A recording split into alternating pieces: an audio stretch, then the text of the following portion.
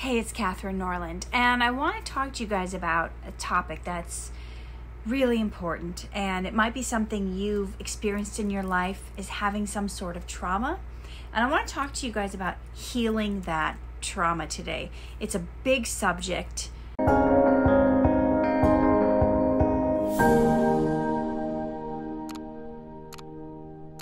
I've never done a book recommendation before, but anybody who's gone through a major trauma in their life and is still dealing with it, and maybe you've had therapy and you've talked about it, but something about it is still like stuck in your body, like viscerally, like something happens and it triggers you back and you get these feelings inside and you don't know what to do and you don't know how to handle them. Well, there's this book that I recently read called Healing Trauma, and I decided to take notes as I was going through it because I felt it was really important to share with you, because if you don't heal the trauma in your life, you don't go on to live your best life. You don't go on to do or become as great as you could be if you had gotten rid of this and dealt with it. So without further ado, I'm going to tell you some key points that I learned from reading this book, Healing Trauma.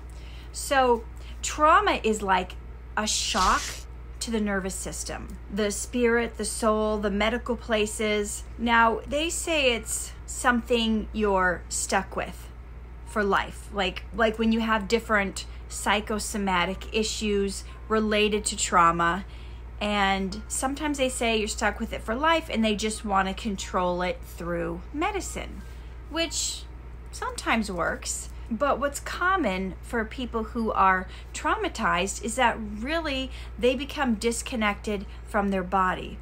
It's weird. It's like you can ask someone, oh, how are you feeling? They don't really know. Sometimes physically, emotionally, I don't know. It's like a protection mechanism where they separate themselves from their feelings, to protect themselves.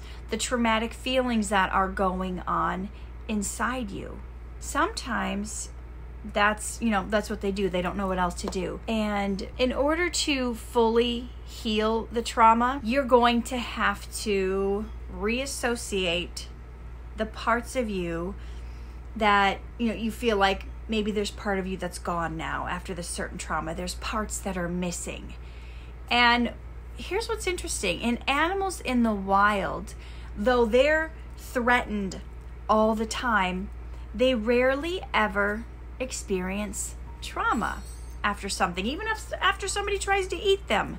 So the guy that wrote this book, this is what he noticed, was that, where there's large prey animals, and they routinely threaten, large animals that routinely threaten the prey animals, and there's this possibility of being eaten by a lion, and they've all got this, I almost died today. But they're able to return back to normal after the threat. They have a way that they can calm down and dispel that energy of what happened. They do some sort of this shaking, this trembling, this breathing pattern. And all of these animals do this to get out of that state. I mean, how many humans could say, well, I almost died today, and they can get back to normal that quickly? So he started studying these animals to see how they got out of it. We don't allow ourselves enough time to get out of traumatic situations. We don't allow us to experience to go through the entire process it takes to move past the traumatic event. We get so busy and we start thinking with our rational mind instead of using our instincts and our body. We start thinking with our mind, and we tell our body, just stop. Don't react that way. We say things to our kids like, boys don't cry, get over that, that's no big deal. And we try to suppress our body's intuitive methods of returning back to normal. And then when we do that, we hold that trauma in our body longer than it's needed. And that continues to be the case. And it continues to cause us problems, sometimes even years after the traumatic event that maybe happened in childhood. So maybe it's getting tied down in the dentist chair, or having to have some sort of surgery, or that feeling of being caught and in fear. And when you don't let that play out, it can get stuck with you for life. When you don't let it finish the cycles of working it through your body, like what we learned that they do in the animal kingdom when they're constantly being threatened. So there's this example in the book he gave, and it was about this National Geographic documentary called Polar Bear Alert. You can watch that and look it up if you want. Well, they were chasing down polar bears. I believe they were chasing them in an airplane. And the polar bears are like running for their lives, and then the polar bear gets shot with a dart and it goes down. And so when that happened, the polar bear goes into a shock, right? What just happened to it? Its body was flailing, and before it returns back to normal, it did this like deep breath. But and it's the flailing, when you slow down the video and you watch it, the movements he was doing when he was flailing mimics what the movement would have been for his legs to keep going if he had gotten away. You're going to understand this in a minute. And then after he did the flailing, he did the deep breath, and he returned back to normal, the polar bear.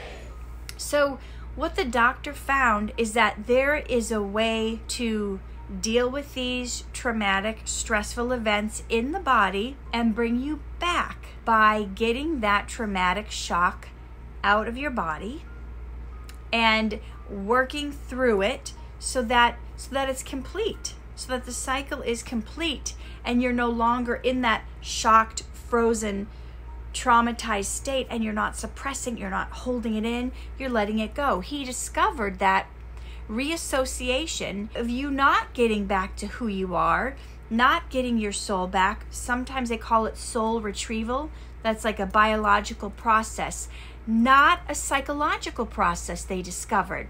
So this doctor discovered healing the trauma isn't so much of a psychological process as it is a biological process. So just talking about it with someone isn't enough. Even if they're, a licensed therapist, there has to be a way that we can connect back with the body again. So animals in the wild, they can't stay in a traumatized state for long, right? Or they end up being somebody's dinner. They have to process it and get through it quickly, or they're going to be supper for someone. Our problem is we've lost the connection with our instincts, and we're too into our mind too much. And we've got to get back to the instincts in order to get out of the trauma. And we got to get out of our mind sometimes to get back in tune with our body. Now, many ways we respond in life is a result of trauma we've been through, how we react to things. But some, for some it's not as obvious as others. Like the different times you might have anxiety. For instance, if you were in a relationship, you might get anxiety. Or maybe it's not as obvious sometimes as like a war veteran who jumps when he hears a car misfire. That's a more obvious way. But sometimes we're holding on to this trauma, and it's challenging to get to the root of what is causing certain behaviors. Or even being able to recognize that there are certain behaviors, right? So if you don't deal with the trauma and you just, you're not going with your feelings. It's like maybe you feel something inside, you feel something isn't right, and you ignore it, right? Or maybe you just don't feel, maybe the signs for you is you just don't feel like doing things. You don't feel like going after your dreams, or maybe you don't want to leave the house, you don't want to get an elevator, you're not willing to get close to people in a relationship. It can manifest in different ways, you holding on to trauma. So it's not always as obvious, like the war veteran example. Maybe you don't realize that these certain fears that you have actually are related to trauma. So in this book, the doctor goes through a lot of different exercises that will help you get back in touch with your body, which is, what he believes is one of the major ways to heal trauma. At least healing it on a deeper level than just talking about it, right? Just talking about your emotions and having therapy can do. So, however, He does say it's not a replacement for therapy, just so you know. You still might need someone to talk to, and sometimes it's easier to feel things in your body, to feel the body sensations, and it's wise to feel the emotions of it. You know, whether it's fear or anger or rage, like being able to feel it and relate to it and get you back in touch with your body and the feelings and the sensations you felt during that time of trauma. And then the exercises show you, once you're there, how to dispel them, how to work through them, how to bring them to a conclusion where you feel like you have gotten over it, right? Similar to the polar bear scenario we talked about. He'll do different exercises with people, and these are laid out in the book, and it's completing whatever happened, going through the shock. Now, this isn't necessarily about reliving the traumatic event, but it's getting in touch with, you know, maybe that shaking, gyrating, the running motions that were helping the polar bear complete his escape, to complete his getaway.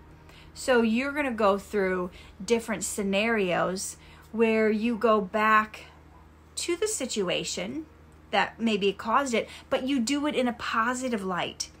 And you do this in a way where you see yourself as victorious out of the situation.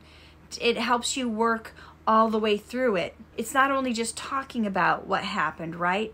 You were really, because then you're still kind of stuck there in victim mode in your body, at least what happened. You know, the muscle memory, it holds on to it. So when you go through these exercises, you do go back there, but you come out victorious, right? You come out a conqueror of the situation. And that's what helps release some of this trauma.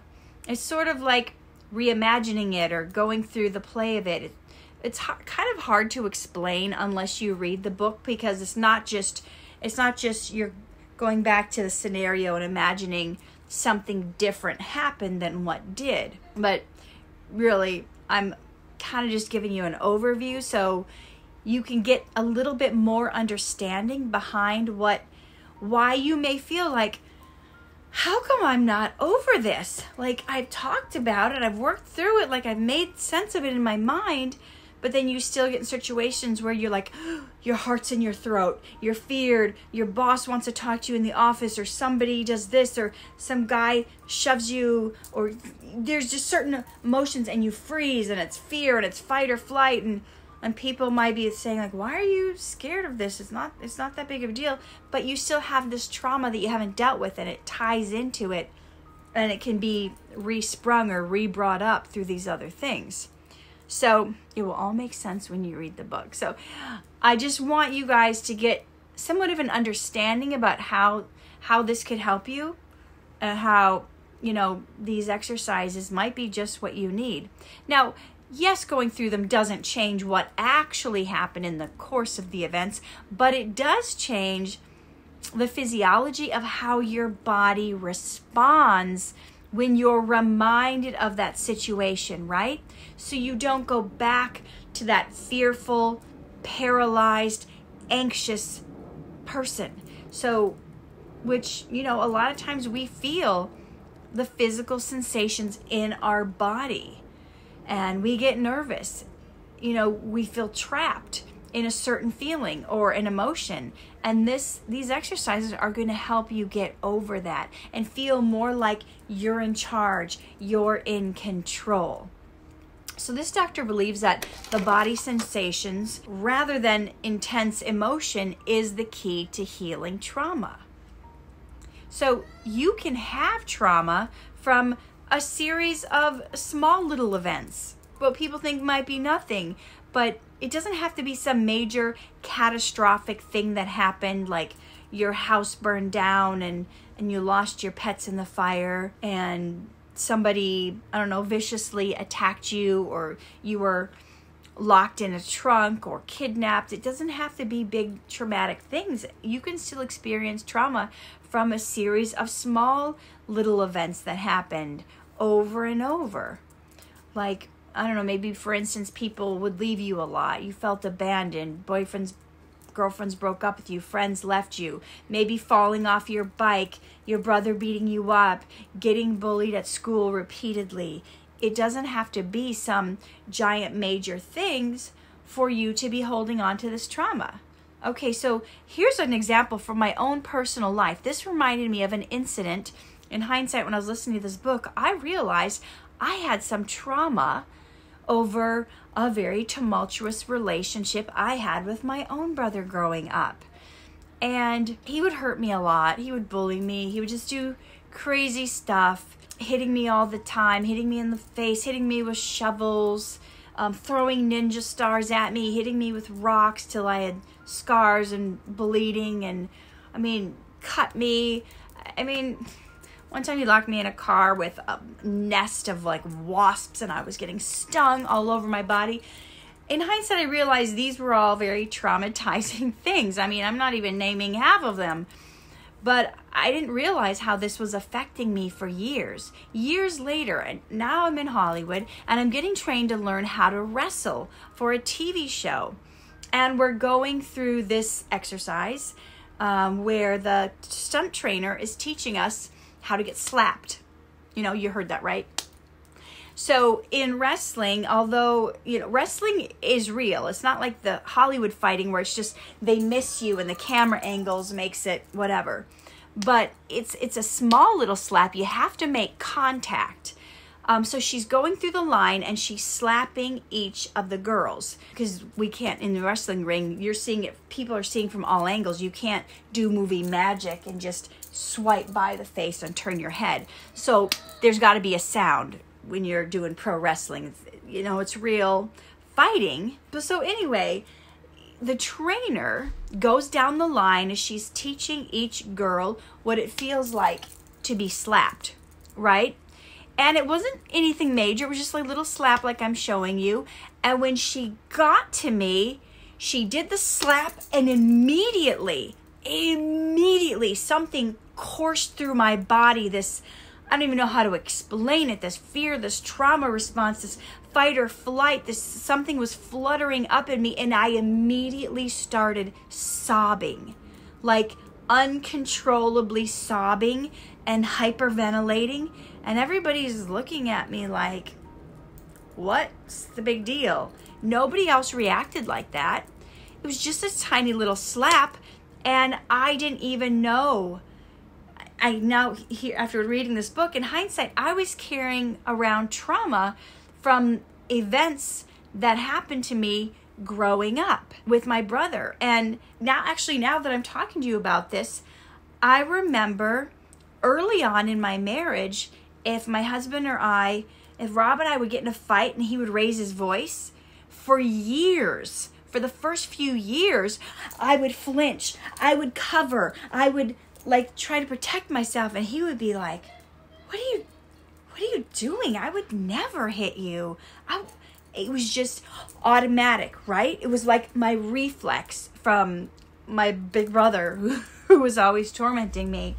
And I guess I never considered myself being traumatized. I guess it was, but I was just like, my big brother's mean. He's a jerk. I can't stand him. I hate him, whatever. I thought, he was tormenting me, but I never realized I was actually traumatized from it.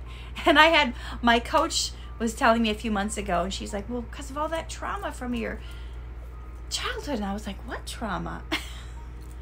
So that is an example of how we are in denial. And I'll get to that in a little bit, because he talked about that in the book. And we act like everything's fine. I'm okay. My brother was just a jerk, like whatever the situation was. So that's an example. I wanted to give you guys a real life example from my life, so that when something happens to you, you might not even know until later in life. Yeah, because I was like, well, it's no big deal. What the heck? People were like, no big deal. What the heck were you getting so worked up for? Why are you having this kind of a crazy response over this little thing? Well, it's because somehow that little slap triggered all these past events. Guys, it's like something you read about in a book, right? it's this conclusion I came to. It's like I had this epiphany while I was listening to this audiobook about that event in my life, and how it's tied to this, and how sometimes you don't even realize that you're carrying around trauma, right? And so when something happens to someone or something happens to you and you freak out in a bigger way than people think you should, or you see other people reacting in a bigger way than they should, you don't realize that whatever it was, it may have seemed small, but it could have triggered a response to these traumas that happened in the past that you don't know about, that they went through, or you maybe don't remember in yourself, or maybe you were so young you don't even remember. One of the examples he used later in the book about this 2.5-year-old that was crazy, acting up, like angry, all this stuff. Well, 6 months prior, this 2.5-year-old, 6 months prior, he had fallen out of his high chair and split his chin open and had to go get stitches. Well, in the hospital, because he was flailing around so much, they had to like Velcro him down to the chair, and his arms and his legs, so that they could do the stitches. Well, his whole body was constrained, so all he could do was move his head. They didn't realize that was still affecting him, and severely, because the mom tried to, like, you know, she took him out for ice cream or for burgers, and they went to the park to play, and she held him and talked him through it, and they talked about the event and all that stuff. She thought it was fine, she thought it was handled, but the traumatic event was not that easily to dispel, because he couldn't, you know, you got somebody restrained, they can't move. So he had a lot of great examples in the book. So if any of this is sounding like, wow, I might need to check into this book, I mean, I encourage you to go check it out. So that was just some of the events that happened. And so when that 2-year-old had to go through that, he had a way where the doctor met with them and reworked the whole scenario with a teddy bear. And they went through the different things of having the teddy bear fall out of the chair to kind of reenact it, and the little boy went running and screaming out of the room, and it was a whole thing. But it was a process, so a long process to get him back to that state of then putting the bear under the covers and like tying him down and having him come rescue the teddy bear over and over. And he was scared and he was frightened and he was clinging to his mom. So there are ways to work through this, and maybe it's harder even when you're a kid. I don't know. Kids are sometimes resilient. So, but what it does is it does cause physical things to happen in your body. You know, it causes it to get locked inside us. So we have to be mindful when we go through this. We have to be mindful when we talk about it with others. So anyway, this doctor was able to come to the conclusion about healing trauma, and that it's not by a bunch of psychological literature, but it's by watching animals in the wild and studying their biology and how they get through these traumatic, tense cycles of stuff that happen to them. And the first stage is the arousal stage. So there's going to be a few stages to help you get through this. So we're going into tension, we're alert, we're prepared for action, we're mobilizing that action. And then we return to the discharge phase, to relaxation, and then we finally get our equilibrium back and we're back to normal. So we experience these arousal cycles every time that we are threatened. And here's a crazy thing about us in our minds: we experience them every time we perceive we are threatened. Trauma results when we are interrupted from the completion of the cycle. So if you're overwhelmed and you're not able to complete the cycle, to go through the stages, then you're going to begin to move towards trauma. So if you interrupt this arousal cycle and you get all charged up and you're ready to run or fight or you do whatever, and then you get stopped in the middle of it and you can't complete it. You can't complete the cycle and discharge it. That's when it gets stuck in your body. And that's where the trauma comes from. Now, human beings and all animals have 3 basic responses to threat. I'm sure you've heard of the fight or flight response, right? When we're in a situation, our muscles prepare to fight someone off, right? And we're going to counterattack. We're going to get back at them, or we're going to flee, right? We're going to run for our lives. But the third response, it's a little less known, but it's actually more likely to cause trauma than the other ones. Biologists call it the immobility response or immobility reaction, right? You freeze, you can't move, you fold.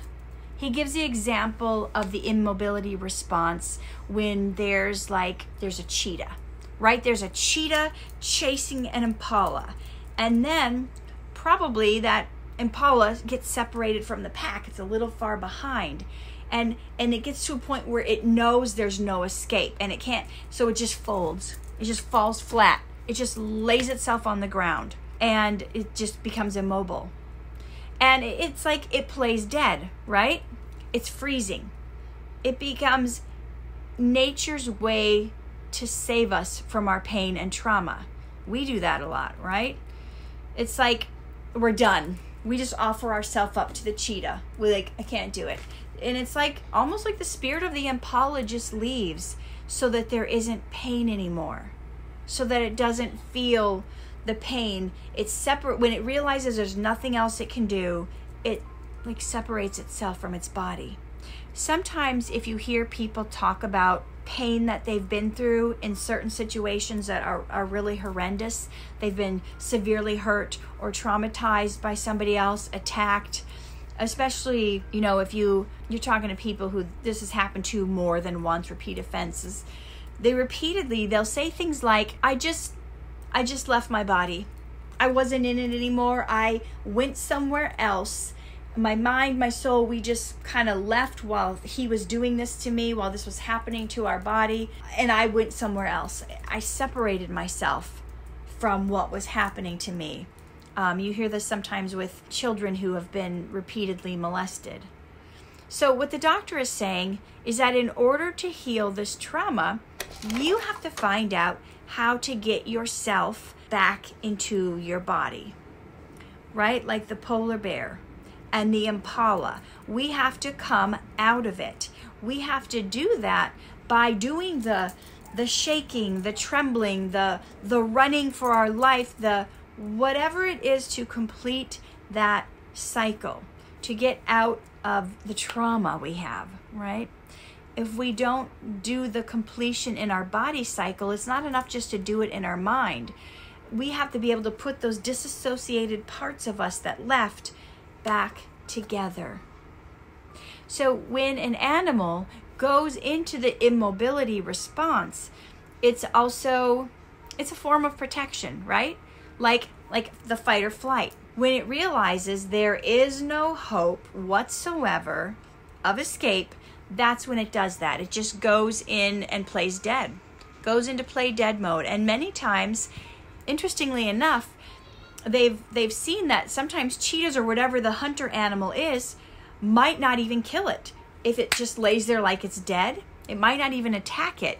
So the dead, it's playing dead is kind of saving itself, because then the hunter animal might go get his family, go get his cubs to come back and feast on it, because he's like, okay, the animal's already dead. I'm going to go get my cubs. We're going to feed them. We're going to have this feast.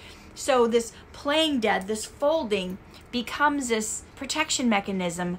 And sometimes the hunter animal comes back with his family or his cubs, and the animal's gone. The impala has taken off because he was just playing dead. Right? So maybe you know someone, or you've been through a situation to where it was like a major attack. It was a kind of a thing where if you fought back, things were going to turn out worse, right?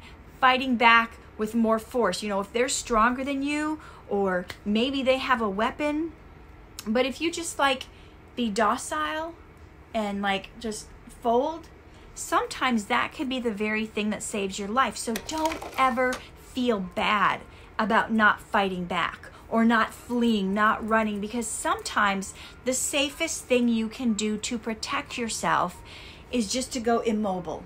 That might be the very thing that saved your life.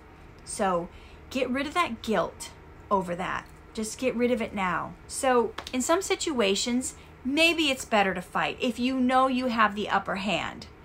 In some situations, it's better to flee. But in some situations, it might be better to fold, just to become immobile, just to let go for the moment. You have to trust your body, right? If you've had something happen to you, you have to trust that your body did what was right for you in the moment. Because you know what? So many times people who have been really hurt in a certain situations, they blame themselves. They blame themselves later and say, why didn't I just try to fight? Why didn't I just try to get away? I could have maybe if I would have done this, maybe if I would have done that, but really, you have to trust your body's instincts that you did what was right at the time. It was the best thing to do in the moment. So please don't blame yourself another day or another moment for not running, for not fighting, right? You have to know instinctually that your body knew what was the best thing to do at the time. You don't know if you could have gotten away. You don't know if you would have been killed if you tried to fight back. So I think this is a time to just be grateful that you're alive, you're still here, you made it through that situation, and that there is hope. There is hope that you can get rid of these trauma feelings that you have and trust you did the right thing at the time to survive, all right? So if you need to talk to someone, talk to someone. You guys know I am not a licensed therapist. I am not trained in trauma and counseling. I'm sharing this book with you as a resource that maybe if if what I'm saying sounds like, oh, I can relate to this, maybe I need to read more about this, then I would encourage you to do that, to read more about it, to go deeper, to get this book, to study it, to go through the exercises. And if you still need help, get help. Then talk to someone who's ready, who deals in trauma. Hey, it's Katherine. Thank you for sticking around till the end to watch my video. Please subscribe to my channel. Hit the like button. Leave me some comments. I would love to hear from you guys. What's going on with you? And there's a little bell button you can click on too, so you're always alerted when I upload a new video. Thank you for being part of my community. See you guys in the next video.